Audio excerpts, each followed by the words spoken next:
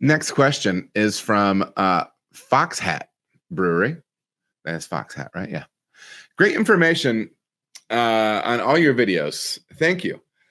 How long is good for a diacetyl rest for a Mexican lager fermented at 55 F with under pressure of 10 psi? Baja yeast. Does anyone make test equipment to measure it? So first of all, the best equipment is the nose. They do have equipment that measures it, but it's incredible. It is incredibly expensive. So what you will want to do is, I can't. You gave me as much information as you can, but there's too many variables there, man. Your yeast health going in, blah blah blah blah blah, and sometimes even when you think you have everything lined up, diacetyl is going to stick around a little bit longer than you might expect. So the main thing is you are going to want to be performing a diacetyl test. And what I currently do is I take a degassed sample of beer. So I get the carbonation out of it. I put it in a sealed vessel. I've done that with a Nalgene bottle with the lid on it, or a small sample cup with saran wrap and a rubber band over it.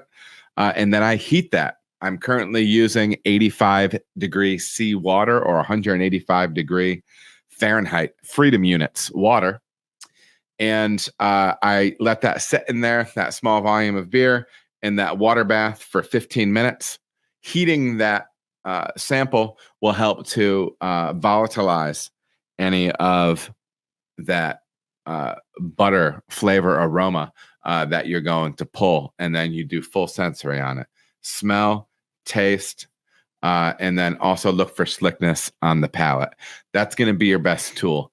If you can get to be part of an off-flavor tasting where they can actually tell you how many parts per million you're smelling and tasting, that can be a good guide for you too, because I think threshold might be 50 parts per million or parts per billion. I don't remember which one. But dig into that a little bit, and that might get you where you need to be. Also, I believe I have a video on conducting a diacetyl test as well. So you can dig back for that video a little bit in the search.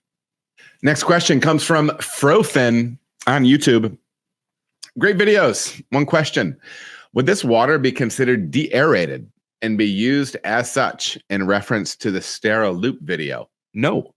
When we are running the 85C water around in a loop, we do not count that as de-aerated water.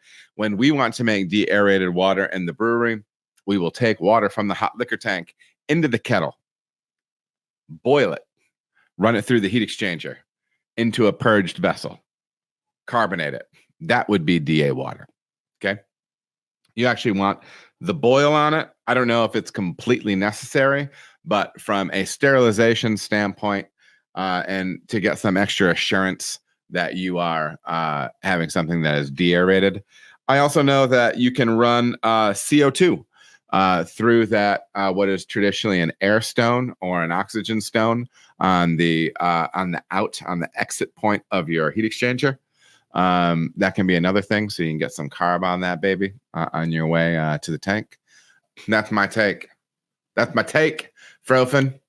Appreciate the question. All right, everybody, thank you so much for watching. If you feel as if you got any value out of the video, please like and subscribe. There are also other videos that you can watch. They're going to maybe be over here or over here.